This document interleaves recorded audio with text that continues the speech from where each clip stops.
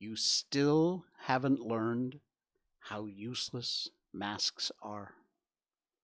Really? Fast food secrets, more gross stuff, and Cleopatra has been found. All that and more. Welcome to the Jay Sheldon Show. Happy Monday. It is hot again. It's not hot. It's humid. And I know the old thing, oh, it's not the heat, it's the humidity. Here in Malaysia, of course, it's hot. That's just what it is.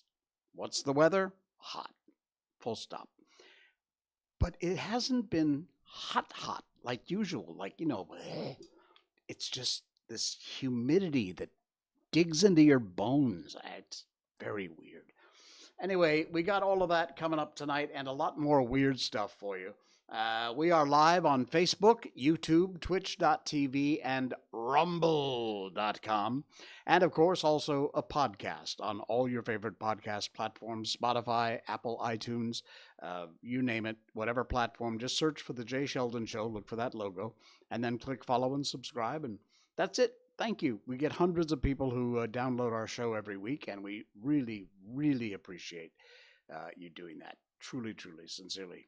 From the bottom of me heart, thank you very much. All right, let's get her updated, shall we? Miko update. Yes, Miko update. She's doing great. She refused to eat her food all day today. I don't know why. She gets in these moods and she won't eat. I didn't even try to get her on the show tonight. As you know, on Saturday night, if you watched, I tried every trick in the book. I had her favorite treat here. I had her in the studio, but she would not come in. As soon as this camera goes live, she backs off. So I tried. I will try again. I'm not giving up. We will get her back live. It's been months since she's actually sat here in the chair, in the air chair, live on the show. So we're going to keep trying. Meantime, this popped up as a memory from a couple of years ago. There's just a quick little video of a kind of Chariots of Fire thing. Check this out. Bum, bum, bum, bum, bum, bum, bum, bum, bum, bum, bum. Boom. There she goes. All right. Yeah, that was her a couple of years ago. She doesn't look any different, really. She has changed over the last couple of years. But when I saw that, I thought, not so much. Not so much. All right. Our Miko update is, of course, brought to you by the good folks at Barkbox. Barkbox.com/Miko is our special link that will get you a free extra month. What is Barkbox? Barkbox is a box of dog toys and treats that comes themed every month. You will get one. And each month there's a different theme. They're very cute. They had a summer beach party. They had a Harry Potter box. They had all kinds of cool themes every month. And you get a couple of toys which are specific for your dog. You can specify small, medium, or large, and you get a couple of bags of treats every month, good enough to last you for a month, and a dog chew. And they are all natural ingredients. They're good for your dog. If you have any, your dog has any allergies like chicken, fish, beef, whatever it is, lamb, you can specify that, and they will make sure that you don't get products with that in it. So they're they're looking out for you. And they really do a great job. Customer service is incredible. If you're not happy with something, they will replace it, no questions asked. Now, I will remind you that this is available to ship only in the US, US territories, and Canada. Sadly, they don't yet ship internationally. But you got to get that fixed, Barkbox, because I got a lot of folks out there who are dying to sign up. So you sign up on a monthly basis, 1 month, 6 months, 12 months. Of course, it's a little less expensive the more months you sign up for. And if you use our special link, you will get a free extra month just for clicking barkbox.com/Miko. The link is in our show notes. That's our description down below. And you can check them out, find out more about it. I encourage you to look into this company, and I'm thoroughly convinced that you will absolutely fall in love like I did with barkbox.com. So please do check them out. barkbox.com/Miko is our special link, and you can go over there and get your doggy some monthly treats. They will love you for it. I promise they really will. Okay, moving on. Here we go again. The link is in our show notes for this and a couple of other links about the uselessness of masks. Here in Malaysia, where we have major daddy issues, we wait for our daddies to tell us everything we have to do. The Ministry of Health, whom for the most part, I think Kyrie's a pretty cool guy. I think KJ is, at least it's nice to see somebody somewhat younger as a minister instead of all these 150-year-old farts. Anyway, they are going to do an announcement on indoor face mask mandate very soon. Hopefully, like now. Just a few months ago, they said if you are outdoors in a not crowded area, you don't have to wear a face mask.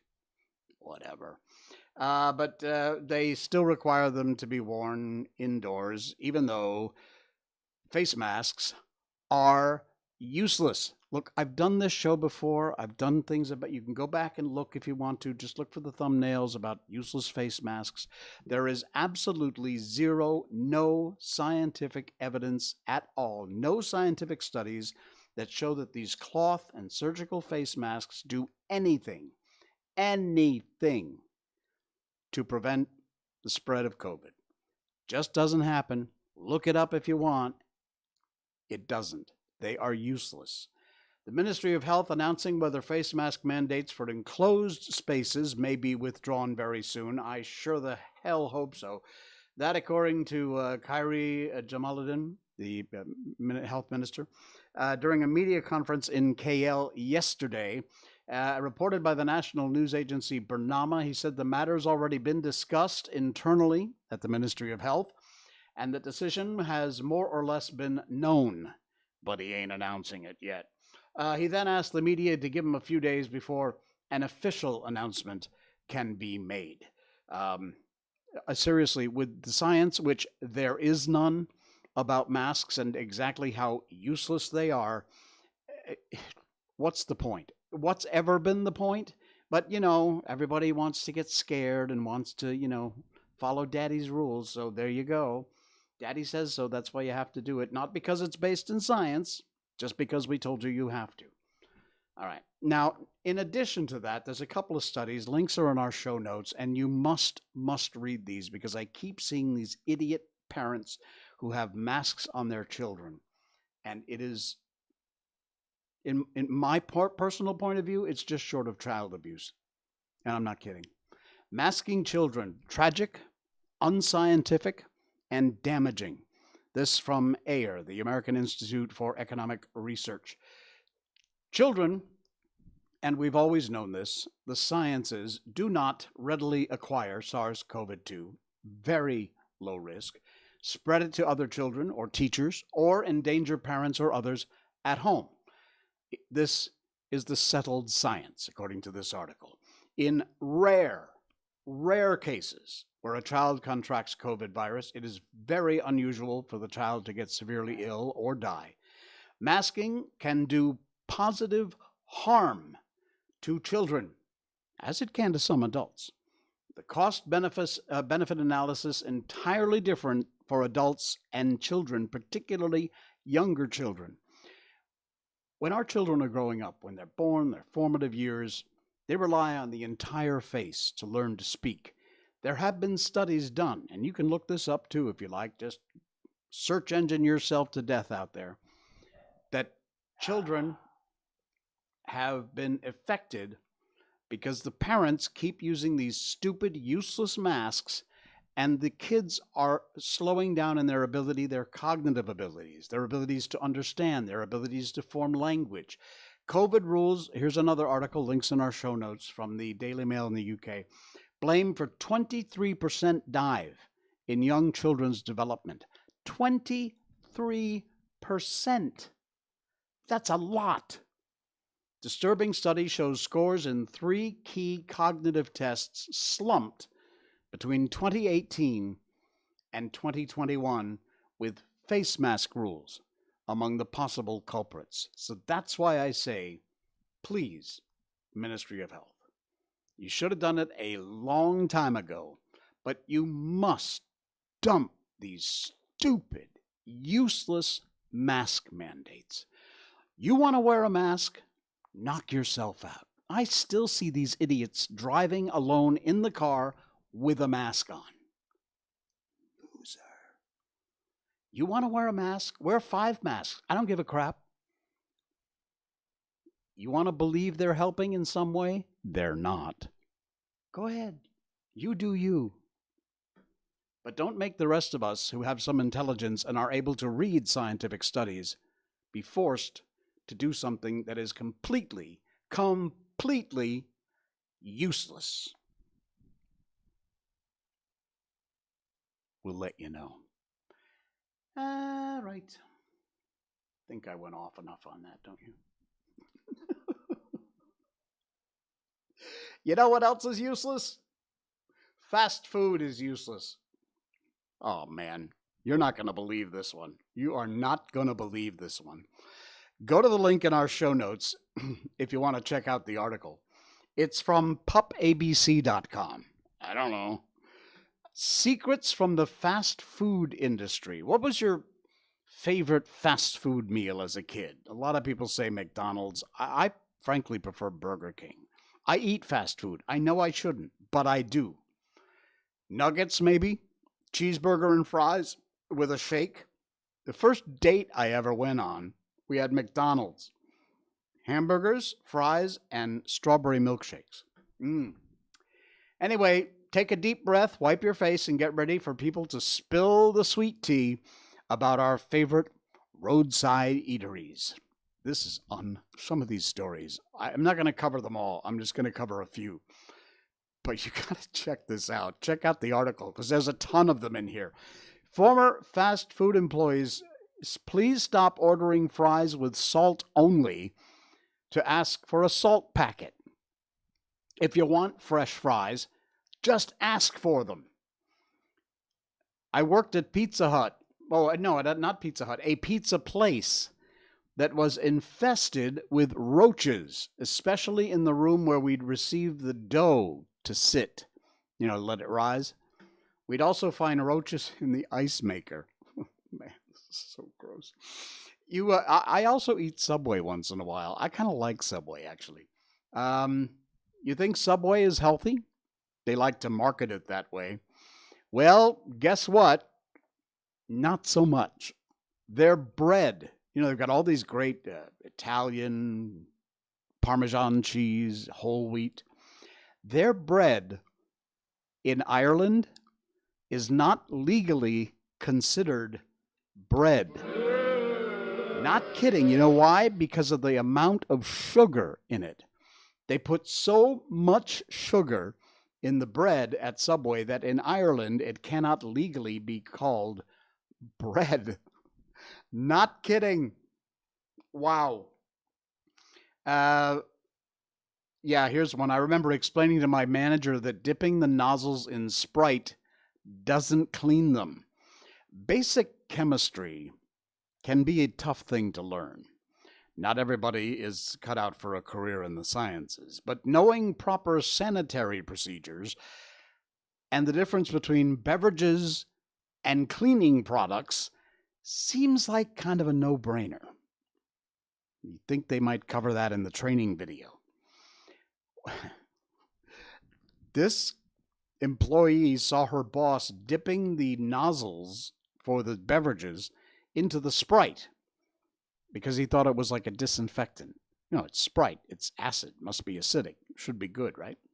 Yeah, and when you order a glass of water, you'll probably get a lemon wedge in it. You might want to ask for no lemon. The tiny fruit slice may spice up tap water a little bit, but it's a bit ickier than you think. You ever thought about who's slicing those lemons and how long they've been sitting out and waiting to throw into a glass? Never order lemons with anything. Ever. The lemons are chopped by people who mostly don't wear gloves. They're just grabbed barehanded and thrown into your drink. Yee. The list goes on here. The caramel frap with extra caramel makes a can of Coke look like a cup of green tea. It's just absolutely amazing. Here's a cool one for you. If you're in the US, this does not apply to Malaysia or any other country that I'm aware of. But on Pizza Hut's website, you could order a large pizza with 2 toppings for $18. But if you go to the deals tab, that same pizza, you can get it for $8. $10 off. Wow. Coupons and deals are the same thing in some places. Just because a business doesn't have any flyers with scannable savings, ask what deals they have. Here's one. Don't get the decaf coffee at Burger King. Well, this one particular Burger King. Whenever someone ordered decaf at my restaurant, not the writer, my manager would just have me water down regular coffee. I don't know why you'd order decaf coffee anyway. You're a communist if you do that. This article goes on and on and on. It talks about getting your money's worth of fries at Five Guys. And yeah, the difference, by the way, at Five Guys, if you order a large fry, bad idea. The difference between a large and a regular fry, very, very small difference.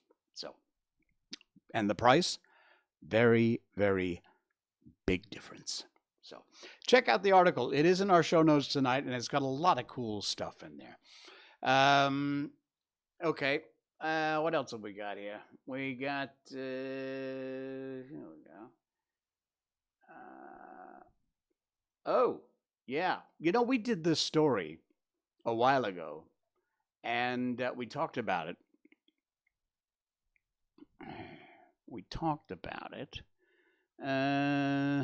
Let me see. Hang on just 1 second here.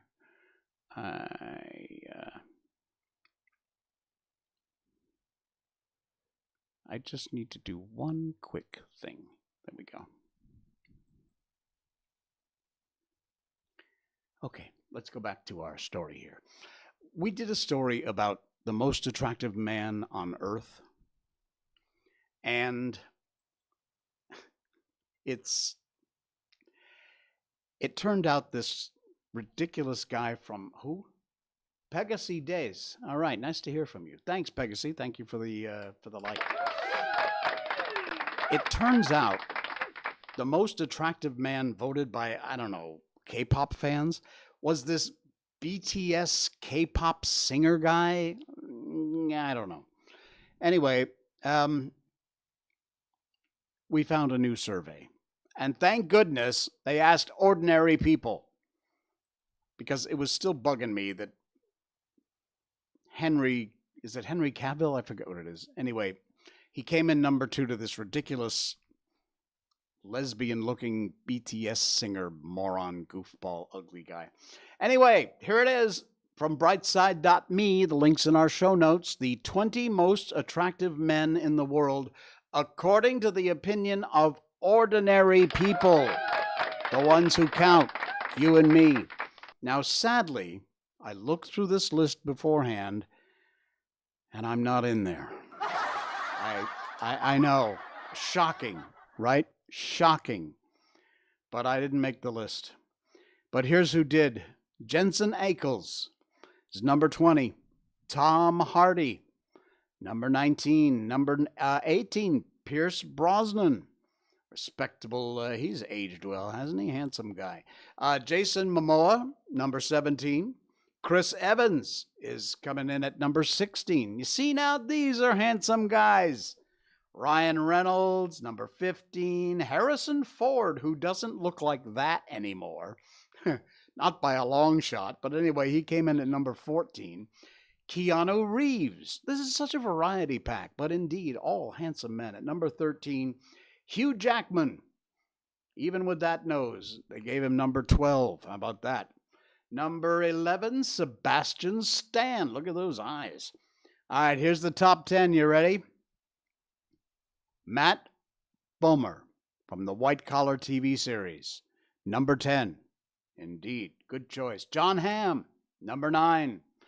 Number 8, Chris Hemsworth with those baby blues. Ewan McGregor, number 7. Very different look from the other members of this list. Here's an odd one, coming in at number 6, young Marlon Brando. Now, apparently this is alive or dead because Marlon, sadly, has passed on.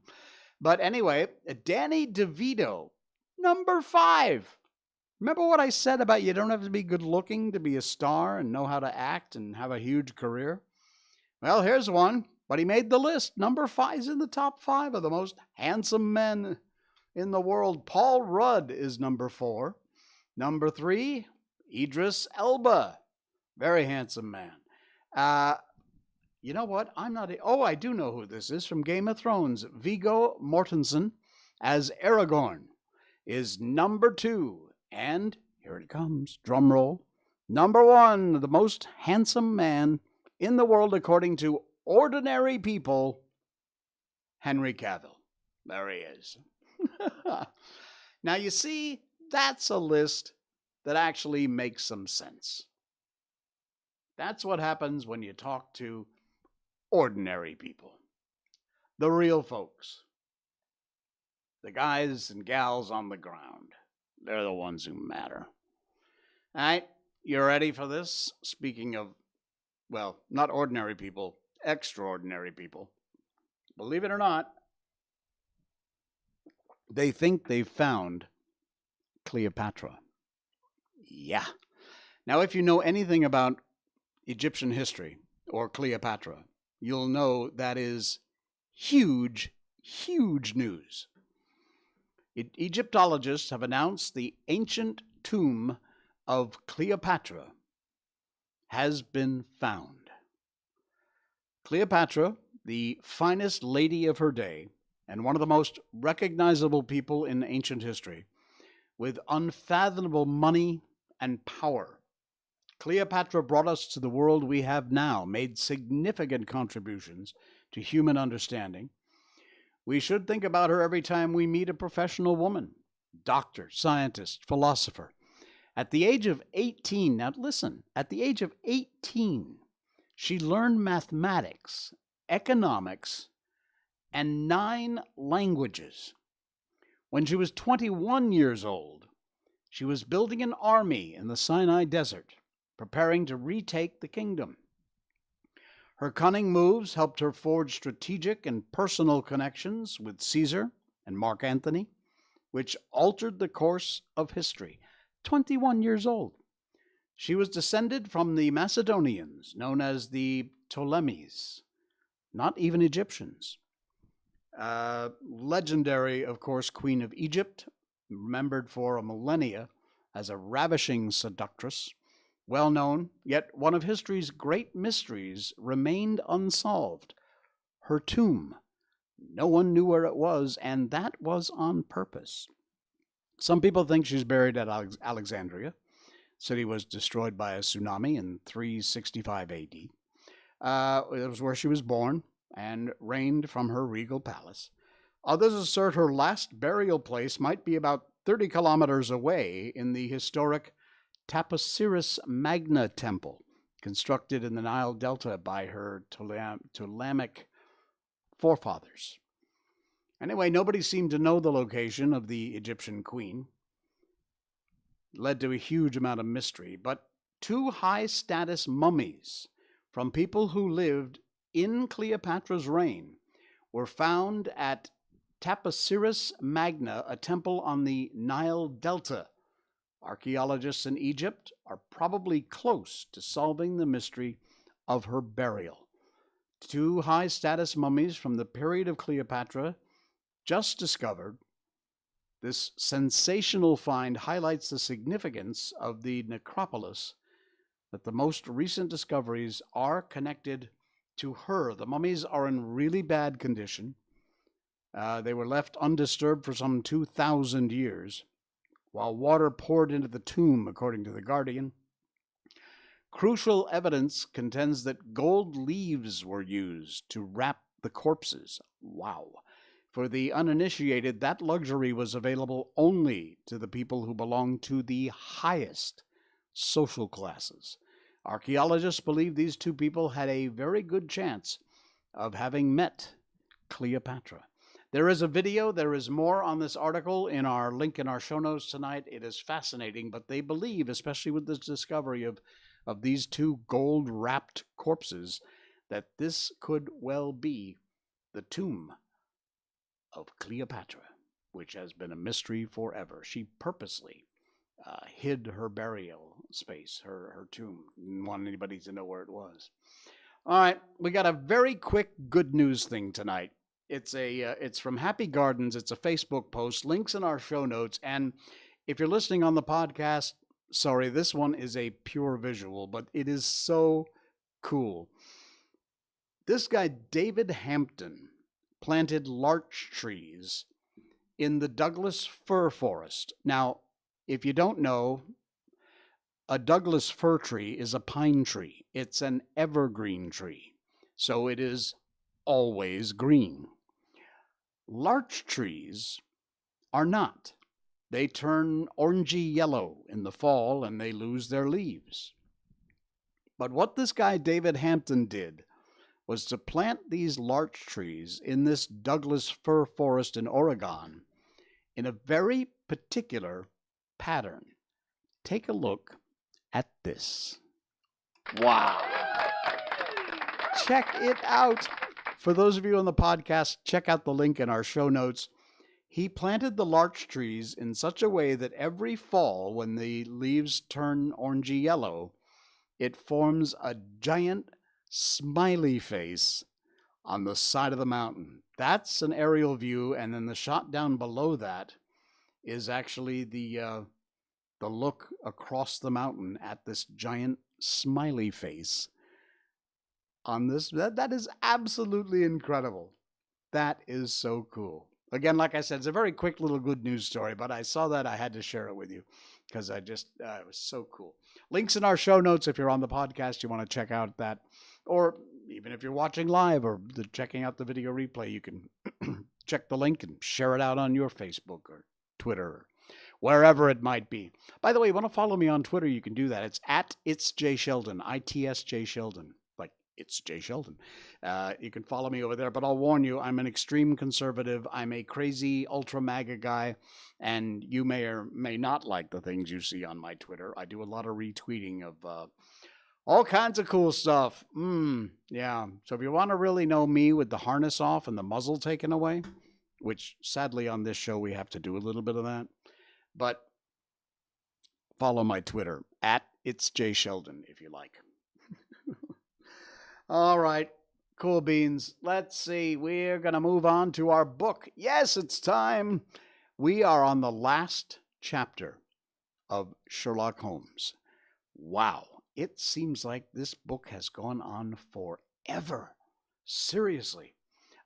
We've been doing a chapter at a time. Actually, not even a full chapter at a time. We've been doing parts of a chapter. Each chapter is a brand new adventure, and we are down to the final one. It's number 12, and it's called The Adventure of the Copper Beaches. This is a very long adventure, so it's going to take several streams to get through it. Let's get started. To the man who loves art for its own sake, remarked Sherlock Holmes, tossing aside the advertisement sheet of the Daily Telegraph, it is frequently in its least important and lowliest manifestations that the keenest pleasure is to be derived. It is pleasant to me to observe, Watson, that you have so far grasped the truth that in these little records of our cases, which you've been good enough to draw up, and I'm bound to say occasionally to embellish, you've given prominence not so much to the many causes célèbres and sensational trials in which I have figured, but which have given room for those faculties of deduction and of logical synthesis, which I have made my special province. And yet, said I, smiling, I cannot quite hold myself absolved from the charge of sensationalism which has been urged against my records. You've erred, perhaps, he observed, taking up a glowing cinder with the tongs and lighting it with the long cherry wood pipe which was wont to replace his clay when he was in disputatious rather than a meditative mood. You've erred perhaps in attempting to put color and life into each of your statements instead of confining yourself to the task of placing upon record that severe reasoning from cause to effect which is really the only notable feature about the thing. Well, it seems to me that I have done you full justice in the matter, I remarked with some coldness, for I was repelled by the egotism which I had more than once observed to be a strong factor in my friend's singular character. No, it's not selfishness or conceit, said he, answering, as was his wont, and my thoughts rather than my words. If I claim full justice for my art, it is because it's an impersonal thing, a thing beyond myself. Crime is common. Logic is rare. Therefore, it's upon the logic rather than upon the crime that you should dwell. You've degraded what should have been a course of lectures into a series of tales. It was a cold morning of the early spring, and we sat after breakfast on either side of a cheery fire in the old room at Baker Street.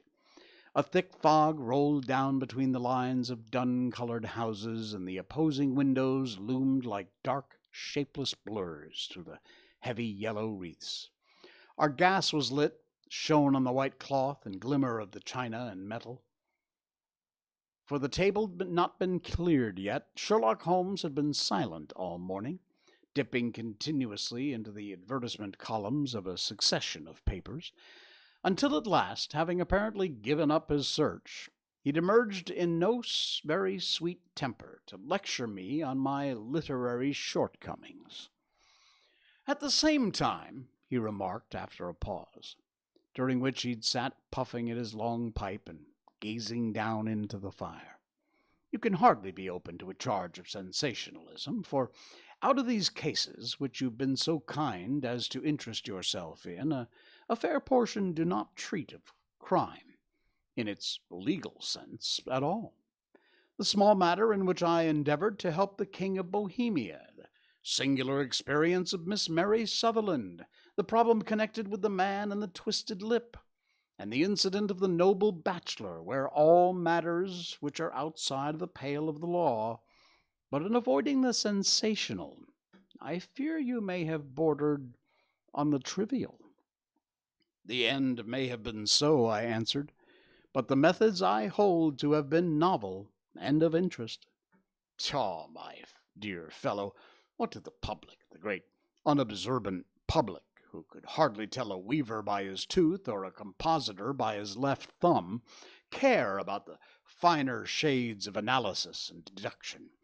But indeed, if you are trivial, I cannot blame you, for the days of the great cases are past.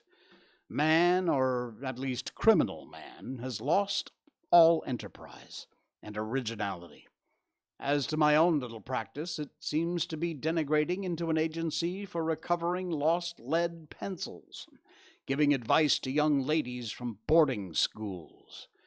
I think I have touched a bottom at last. However, this note I had this morning marks my 0 point, I fancy. Read it. He tossed a crumpled letter across to me. It was dated from Montague Place upon the preceding evening, and ran thus: Dear Mr. Holmes, I am very anxious to consult you as to whether I should or should not accept a situation which has been offered to me as a governess. I shall call at 10:30 tomorrow, if I do not inconvenience you. Yours faithfully, Violet Hunter. Do you know this young lady? I asked. Not I. It's 10:30 now.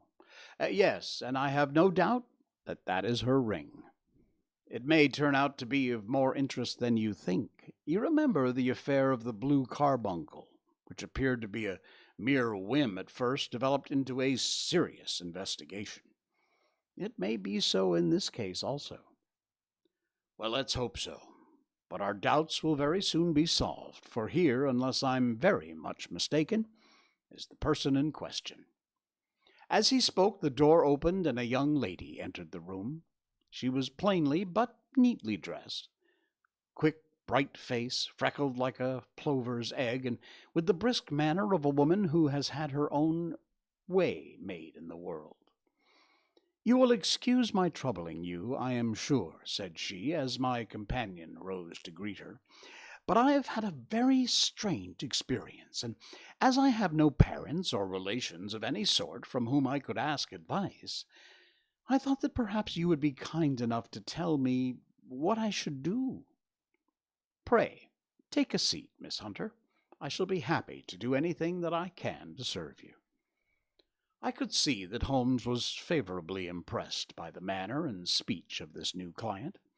He looked her over in his searching fashion, and then composed himself, with his lids drooping and his fingertips together, and listened to her story.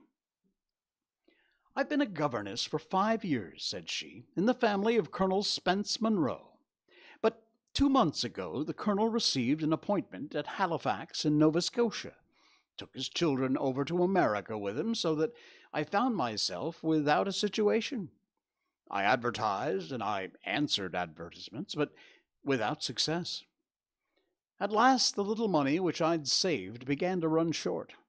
I was at my wits' end as to what I should do. There's a well-known agency for governesses in the West End called Westaways, and there I used to call about once a week in order to see whether anything had turned up which might suit me. Westaway was the name of the founder of the business, but it's really managed by Miss Stopper. She sits in her own little office, and the ladies who are seeking employment wait in the anteroom. And they are then shown one by one, which she consults her ledgers, sees whether she has anything which would suit them. Well, when I called last week, I was shown into the little office as usual, but I found that Miss Stopper was not alone. A prodigiously stout man with a very smiling face and a great heavy chin which rolled down in fold upon fold over his throat, sat at her elbow, with a pair of glasses on his nose, looking very earnestly at the ladies who entered. As I came in, he gave quite a jump in his chair, and quickly turned to Miss Stopper. "That'll do," said he. "I could not ask for anything better. Capital, capital." He seemed quite enthusiastic, and rubbed his hands together in a most genial fashion. He was such a comfortable-looking man that it was quite a pleasure to look at him. "Are you looking for a situation, miss?" he asked.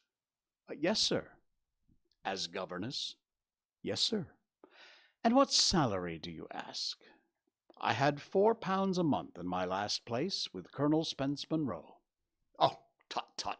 Sweating, rank sweating!" he cried, throwing his fat hands out into the air like a man who is in a boiling passion. "How could anyone offer so pitiful a sum to a lady with such attractions and accomplishments?" My accomplishments, sir, may be less than you imagine, said I. A little French, a little German, music, and drawing. Ah, tut, tut, he cried. This is all quite beside the question. The point is, have you or have you not the bearing and deportment of a lady? There it is in a nutshell. If you have not, you're not fitted for the rearing of a child who may some day play a considerable part in the history of this country. But if you have, why, then, how could any gentleman ask you to condescend to accept anything under 3 figures? Your salary with me, madam, would commence at £100 a year. You may imagine, Mr. Holmes, that to me, destitute as I was, such an offer seemed almost too good to be true. The gentleman, however, seeing perhaps the look of incredulity upon my face, opened a pocketbook and took out a note. It is also my custom, said he, smiling in the most pleasant fashion until his eyes were just 2 little shining slits amidst the white creases of his face, to advance to my young ladies half their salary beforehand, so that they may meet any little expenses of their journey and their wardrobe. Well, it seemed to me that I had never met so fascinating and so thoughtful a man. As I was already in debt to my tradesmen, the advance was a great convenience. And yet there was something unnatural about the whole transaction, which made me wish to know a little more before I quite committed myself. May I ask where you live, sir? Said I. Hampshire. Charming rural place. Copper beaches, 5 miles on the far side of Winchester. It's a most lovely country, my dear young lady, and the dearest old country house. And my duties, sir? I should be glad to know what they would be. 1 child, 1 dear little romper, just 6 years old. Oh, and if you could see him killing cockroaches with a slipper. Smack, smack, smack. 3 gone before you could wink. He leaned back in his chair and laughed, his eyes into his head again. I was a little startled at the nature of the child's amusement, but the father's laughter made me think that perhaps he was joking. My sole duties, then, I asked, are to take charge of a single child? No, not the sole, not the sole, my dear young lady, he cried. Your duty would be, as I'm sure your good sense would suggest, to obey any little commands my wife might give, provided always that they were such commands as a lady with propriety obey. You see, no difficulty, huh? I should be happy to make myself useful. Quite so. In dress now, for example, we are fatty people, fatty but kind-hearted. If you were to ask to wear any dress which we might give you, would you not object to our little whim, huh? No, said I, considerably astonished at his words. Or to sit here or sit there, would that be offensive to you? Oh, no. Or to cut your hair quite short before you come to us? I could hardly believe my ears. As you may observe, Mr. Holmes, my hair is somewhat luxuriant and a rather particular tint of chestnut. It's been considered artistic. I could not dream of sacrificing it in this offhand fashion. Oh, I'm afraid that's quite impossible, said I. He'd been watching me eagerly out of his small eyes. I could see a shadow pass over his face as I spoke. I am afraid that's quite essential, said he. It is a little fancy of my wife's, and ladies' fancies, madam, ladies' fancies must be consulted. And so you won't cut your hair? No, sir, I really could not, I answered firmly. Ah, very well. Then that seems quite settled as the matter. It's a pity, because in other aspects you would have really done very nicely. In that case, Miss Stopper, I had best inspect the few more of your young ladies. The manageress sat all this while, busy with her papers, without a word to either of us, but she glanced at me now with so much annoyance upon her face that I couldn't help but suspecting that she had lost a handsome commission through my refusal. Do you desire your name to be kept upon the books? She asked.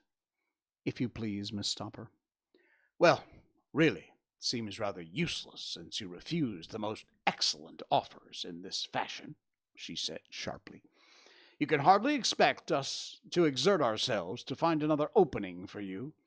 Good day to you, Miss Hunter. She struck a gong upon the table, and I was shown out by the page.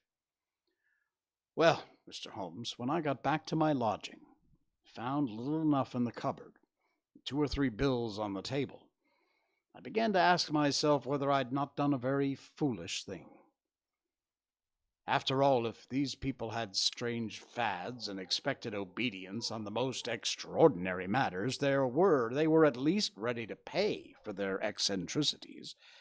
Very few governesses in England are getting £100 a year. Besides, what use was my hair to me? Many people are improved by wearing it short, and perhaps I should be among the number. Well, the next day, I was inclined to think that I had made a mistake, and by the day after, I was sure of it. I'd almost overcome my pride so far as to go back to the agency and inquire whether the place was still open, when I received this letter from the gentleman himself. I have it here, and I will read it to you. The Copper Beeches, near Winchester. Dear Miss Hunter, Miss Stopper has very kindly given me your address, and I write from here to ask whether you have reconsidered your decision. My wife is very anxious that you should come, for she has been much attracted by my description of you. We are willing to give £30 a quarter, or £120 a year, so as to recompense for any little inconvenience which our fads may cause you.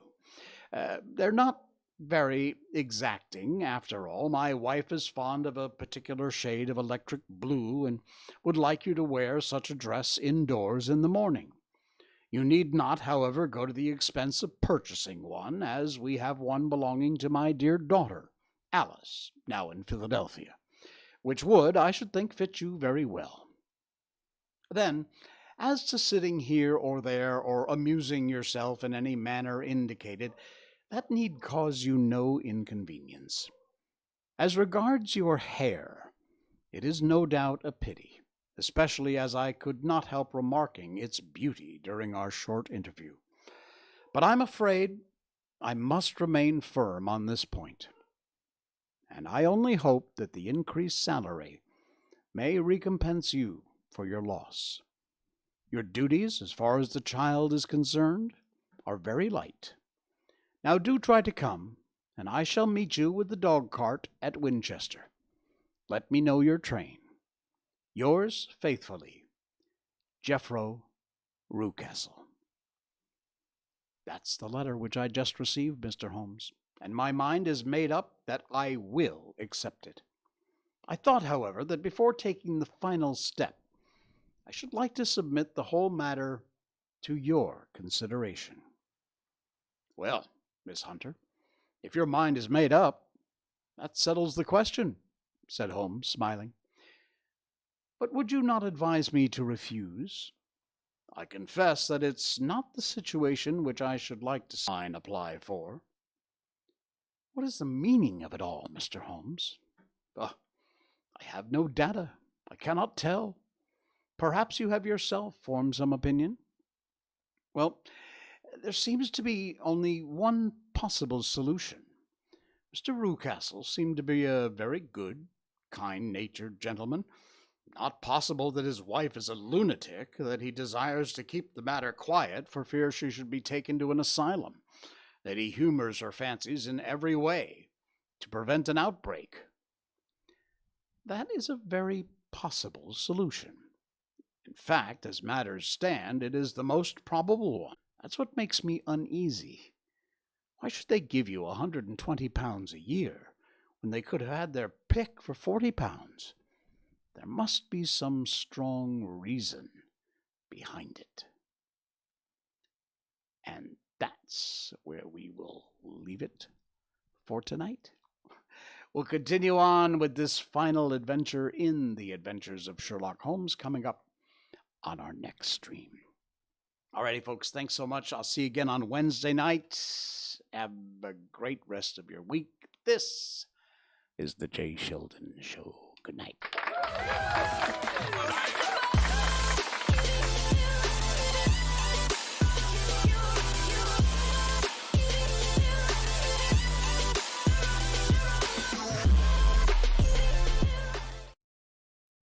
Snort.